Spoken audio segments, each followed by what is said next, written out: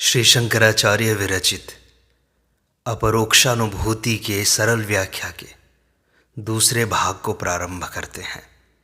श्री शंकराचार्य अब ज्ञान की आवश्यकता को बताते हुए 11वें श्लोक में कहते हैं, नोत्पद्यते विना ज्ञानम विचारेणान्य साधनैः यथा पदार्थ भानम ही प्रकाशेन विना क्वचित।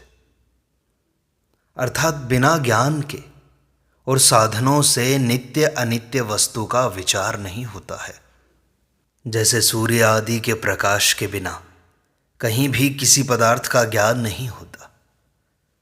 वेदांत कहता है कि ज्ञान की सिद्धि के लिए विचार ही एकमात्र साधन है। अन्य किसी साधन से ज्ञान प्राप्त नहीं होता। अन्य साधनों में कर्म साधना, भक्ति, योग, प्रार्थना, पूजा, सेवा इत्यादि से अंत में ज्ञान की प्राप्ति ही होती है। किंतु वेदांत का मार्ग सीधा विचार की बात कहता है कि इसका मुख्य साधन विचार ही है।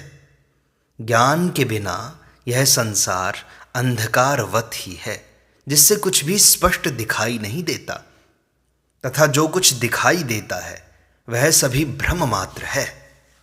जिस प्रकार सूर्य, दीपक आदि के प्रकाश के बिना किसी भी पदार्थ का स्वरूप स्पष्ट दिखाई नहीं देता, उसी प्रकार सृष्टि का वास्तविक स्वरूप ज्ञान से ही जाना जा सकता है, अन्य किसी साधन से नहीं।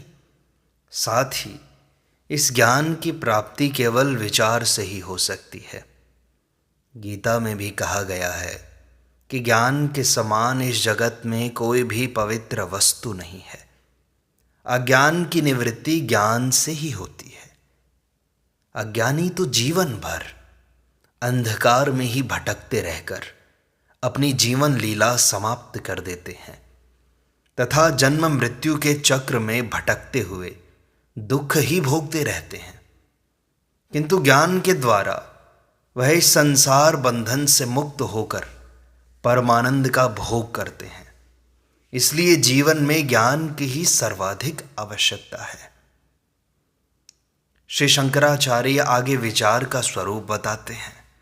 वो कहते हैं, कोहम कथमिदं जातम को वै कर्मास्य विद्यते उपादानम किमस्तीह विचारः सोयमिदृशः।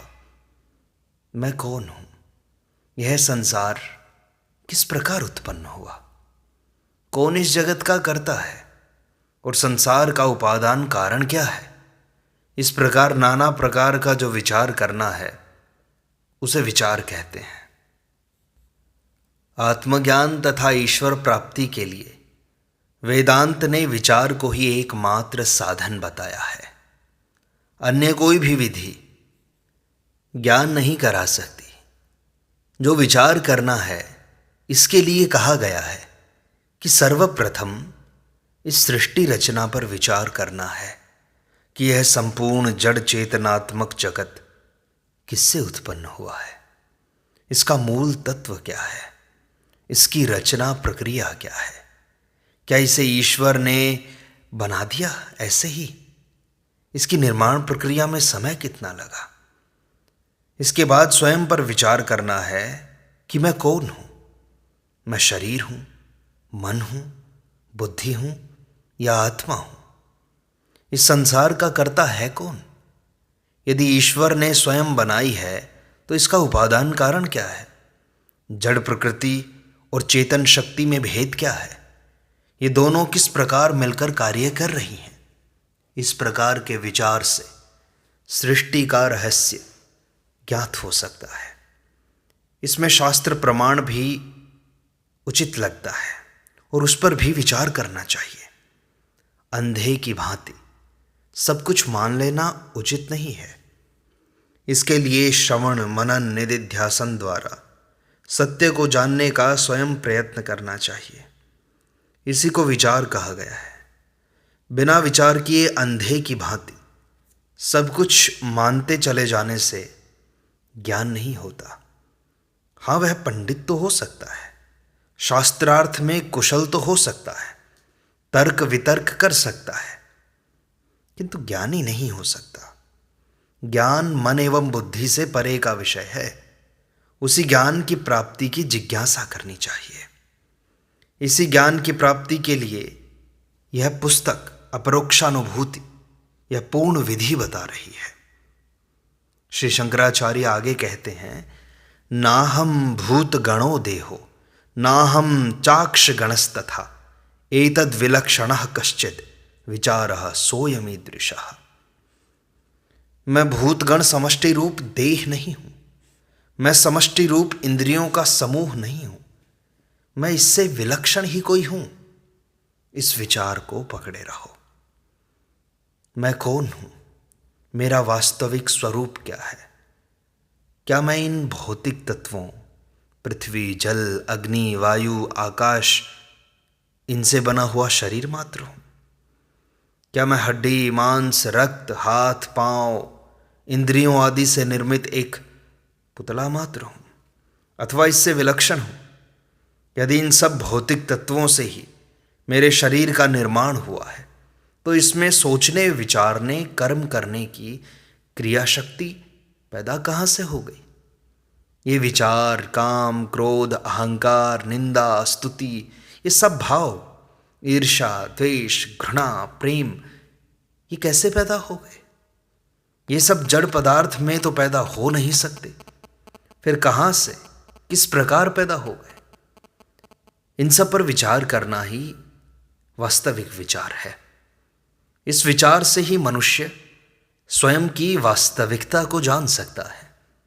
बिना विचार किए अपने को मात्र शरीर मान लेना अज्ञान ही तो है। इस अज्ञान की निवृत्ति के लिए उसे विचार करना आवश्यक है।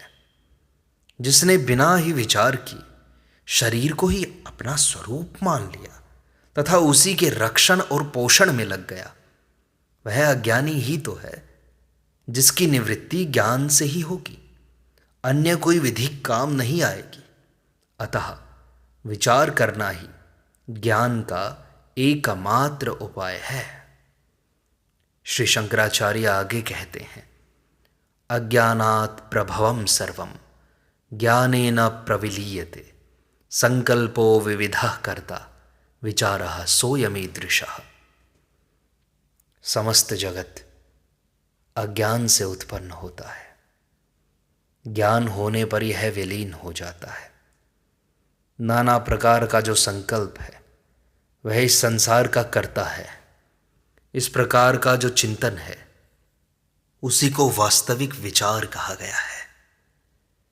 विचारों का क्रम स्थूल से सूक्ष्म की ओर जाना चाहिए। पहले स्थूल जगत पर विचार करें, फिर स्थूल शरीर पर विचार करें, फिर इसकी संरचना पर विचार करें। इसके बाद इस सृष्टि के कारण पर विचार करें कि क्या इस सृष्टि को ईश्वर ने स्वयं बनाया? क्या उसने स्वयं ये पर्वत, पठार, मैदान, आकाश, पृथ्वी, जल, अग्नि, वायु आदि बनाए हैं? क्या उसका यही कार्य है कि वह बच्चों की भांति घरौंदा बनाकर फिर इच्छा होने पर उसे मिटा दे? उसका इस सृष्टि के निर्माण का प्रयोजन क्या है?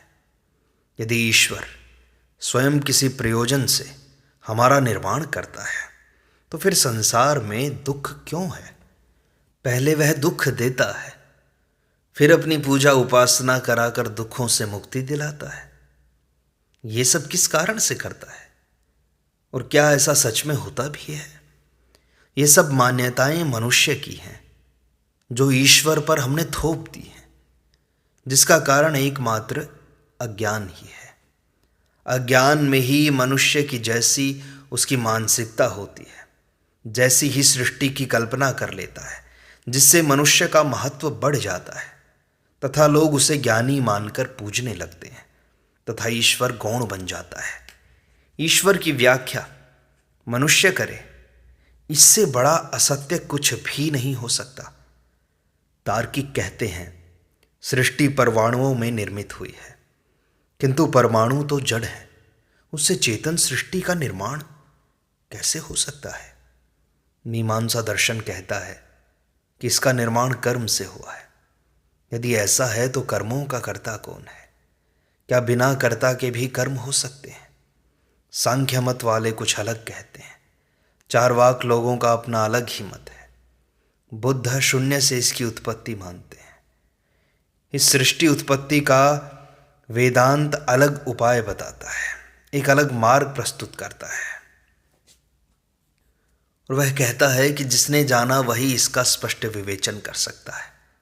जिसने जाना ही नहीं वह इसका विवेचन कैसे कर सकता है भला। अतः जानने के लिए इस ग्रंथ में जो विधियां बताई जाएंगी उसकी साधना करके स्वयं जानने की चेष्टा करे तो इसका सत्य स्वरूप ज्ञात हो सकता है।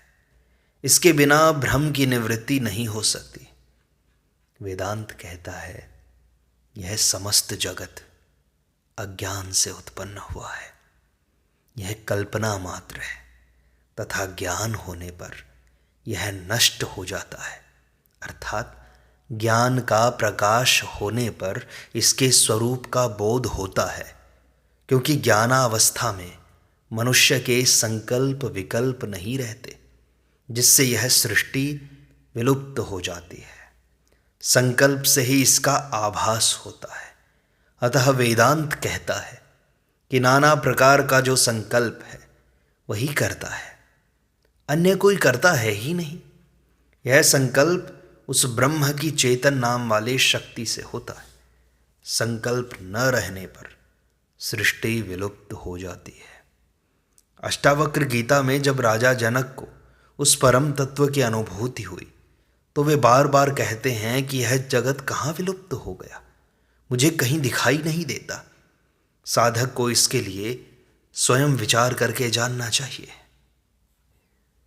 श्री शंकराचार्य आगे कहते हैं एतयोर यदुपादानम एकम सूक्ष्मम सदव्ययम यथैव मृद्घटादीनाम विचारः सोयमीदृशः।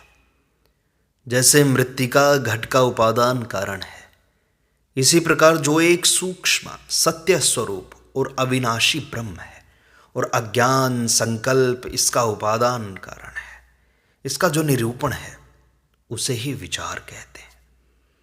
जिस प्रकार घड़ा कार्य है, कुंभकार उसका निमित्त कारण है और मिट्टी उसका उपादान कारण, आभूषणों में स्वर्ण उपादान कारण है। स्वर्ण के बिना आभूषण नहीं बन सकते तथा आभूषण नष्ट होने पर स्वर्ण ही बच जाता है। इसी प्रकार सृष्टि एक कार्य है जिसका मूल वह अविनाशी ब्रह्म ही है, जो विकार रहित है, अजन्मा है, नित्य है, सनातन है, जो उत्पत्ति एवं स्थिति का कारण है। वही सत है जिसका कभी क्षय नहीं होता, सदा है, जन्म आदि विकारों से रहित है, जो सजातीय विजातीय भेद से शून्य है, जो मन एवं वाणी से अगोचर है। वही इस सृष्टि का मूल कारण है। दूसरा कोई तत्व है ही नहीं, इसलिए उसका उपादान कारण घड़े में मिट्टी जैसा नहीं, बल्कि अज्ञान एवं संकल्प ही उसका उपादान कारण है, जिससे यह सृष्टि भासती है। इस प्रकार का चिंतन ही विचार है। अब श्री शंकराचार्य विचार को ही आगे प्रस्तुत कर रहे हैं। वो कहते हैं अहम एकोपि सूक्ष्मश्च ज्ञाता साक्षी सदव्ययः तदहम नात्र संदेहो विचारः सोयमीदृशः। अहम शब्द से प्रतिपाद्य अर्थात आत्मा अद्वितीय है, अति सूक्ष्म जानने वाला है, सर्वव्यापी है, नित्य है और अविनाशी ब्रह्म है। इसमें कोई संदेह नहीं है। इस प्रकार जो तत्व निर्णय है उसे विचार कहते हैं। सृष्टि रचना का एक ही मूल तत्व ब्रह्म है तथा अज्ञान एवं संकल्प ही इस सृष्टि का कारण है। आत्मा स्वयं ब्रह्म ही है, जो अद्वितीय है, अति सूक्ष्म है और वही ज्ञान स्वरूप है, जो सबको जानने वाला है। अन्य सभी प्रकृति है जो जड़ है। जड़ में ज्ञान शक्ति नहीं होती। वह ब्रह्म ही सर्वव्यापक है, इसलिए आत्मा भी सर्वव्यापी है। वही नित्य है, सनातन है, अविनाशी है, अतः वह ब्रह्म ही है। इसमें किसी प्रकार का संदेह नहीं करना चाहिए। इसी से ब्रह्म और जीव की एकता सिद्ध होती है। इस प्रकार से जो तत्व का निर्णय है उसी को विचार कहते हैं। इस विचार को दृढ़ करना चाहिए, जिससे अभेद ज्ञान होता है। अब श्री शंकराचार्य अज्ञान का स्वरूप बताते हुए कहते हैं, आत्मा विनिष्कलो ह्येको देहो बहुभिरावृतः तयोरैक्यम प्रपश्यन्ति किमज्ञानम मतः परम। आत्मा विनिष्कल अर्थात अवयवहीन है, इसी कारण एक है और देह बहुत अवयवों से बना है। तब भी संसार बंधन में फंसे हुए मनुष्य आत्मा और देह की ऐक्यता का व्यवहार करते हैं। इससे अधिक और क्या ज्ञान होगा? इसको समझते हैं। देखो, मनुष्य का यही अज्ञान है कि वह शरीर और आत्मा को एक ही समझ लेते हैं, अर्थात वो शरीर को ही आत्मा समझ लेते हैं, वो शरीर को ही मैं समझ लेते हैं, जबकि आत्मा तो एक ही है। शरीर और आत्मा भिन्न नहीं है, उसमें कोई विजातीय तत्व नहीं है, वह शुद्ध है, निर्मल है, वह अवयव रहित है, जबकि शरीर विभिन्न अवयव से निर्मित है। अंत में यही पता लगता है कि शरीर और आत्मा के गुण धर्म भिन्न हैं, इसलिए दोनों में कोई एकता अर्थात समानता नहीं है। किंतु जिसे आत्मा का ज्ञान नहीं है, ऐसे अज्ञानी जन दोनों को एक मान लेते हैं। यही उनका सबसे बड़ा अज्ञान है। इस अज्ञान की निवृत्ति ज्ञान से ही होती है। जो संसार बंधन में फंसे हैं, उन्हें इसके वास्तविक स्वरूप का ज्ञान नहीं हो सकता। श्री शंकराचार्य आगे कहते हैं, आत्मा नियामकश्चांतर देहो बाह्यो नियम्यकः तयोरैक्यम प्रपश्यन्ति किमज्ञानम मतः परम। आत्मा अंदर स्थित है और प्रेरणा करने वाला है, देह बाहर और प्रेरित है। तब भी अज्ञानी पुरुष देह और आत्मा की समता का व्यवहार करते हैं। इससे अधिक और क्या ज्ञान होगा? आत्मा और शरीर में काफ़ी भिन्नता है व्यवहार के तल पर। आत्मा शरीर के भीतर है, जो शरीर को गतिशील बनाती है। यही ज्ञान एवं कर्म का कारण है। जबकि शरीर बाहर है, जो जड़ होने से न उसमें ज्ञान है, न स्वयं कोई क्रिया कर सकता है। आत्मा की प्रेरणा से ही शरीर की क्रियाएं होती हैं। फिर भी संसारी व्यक्ति इन दोनों के भेद को न समझकर दोनों को एक ही मान लेते हैं। यही उनका अज्ञान है। इसीलिए वे शरीर का ही पोषण करते हैं, वे आत्मा की उपेक्षा करते हैं। श्री शंकराचार्य आगे कहते हैं, आत्मा ज्ञानमयः पुण्यो देहो मांसमयो शुचिः तयोरैक्यम प्रपश्यन्ति किमज्ञानम मतः परम। आत्मा ज्ञानमय है, पवित्र है, और देह मांस रुधिर अस्थि इत्यादि से बना हुआ है, इसी कारण से अपवित्र है। तब भी संसारी मनुष्य देह को आत्मा समझ लेते हैं, मैं समझ लेते हैं। इससे अधिक और क्या ज्ञान हो सकता है? आत्मा और शरीर की भिन्नता का कारण यह भी है कि आत्मा की एकमात्र स्थिति यही है कि वह ज्ञान स्वरूप है, प्रकाशमान है, ज्योति स्वरूप है, पवित्र है, शुद्ध है, अविकारी है। जबकि शरीर जड़ होने से उसमें ज्ञान का तो अभाव है, तथा शरीर मांस रुधिर अस्थि इत्यादि से निर्मित होने से अपवित्र, विकारी एवं अज्ञानी है। दोनों में भेद होते हुए भी संसारी मनुष्य दोनों को एक समझ लेते हैं। वे देह को ही मैं मान लेते हैं, आत्मा मान लेते हैं। इससे बड़ा क्या ज्ञान हो सकता है? आत्मा प्रकाशकः स्वच्छो देहस्तामस उच्यते तयोरैक्यम प्रपश्यन्ति किमज्ञानम मतः परम। शरीर और आत्मा का एक और भेद यह है कि आत्मा तो ज्योतिर्मय है, प्रकाशक है, वह सबको प्रकाश करता है, स्वच्छ है, और देह तामस है, वह अंधकार युक्त है। सृष्टि का ज्ञान आत्मा से ही होता है, शरीर से नहीं होता। इस भेद के होते हुए भी संसारी लोग दोनों को एक मान लेते हैं, शरीर को ही आत्मा मान लेते हैं, मैं मान लेते हैं। इससे अधिक और क्या ज्ञान हो सकता है? आत्मा नित्यो हि सदरूपो देहो अनित्यो ही असन्मय तयोरैक्यम प्रपश्यन्ति किमज्ञानम मतः परम। आत्मा नित्य है, वह सदरूप है, और देह अनित्य है और असत है, तो भी संसारी पुरुष देह और आत्मा की समता करते हैं।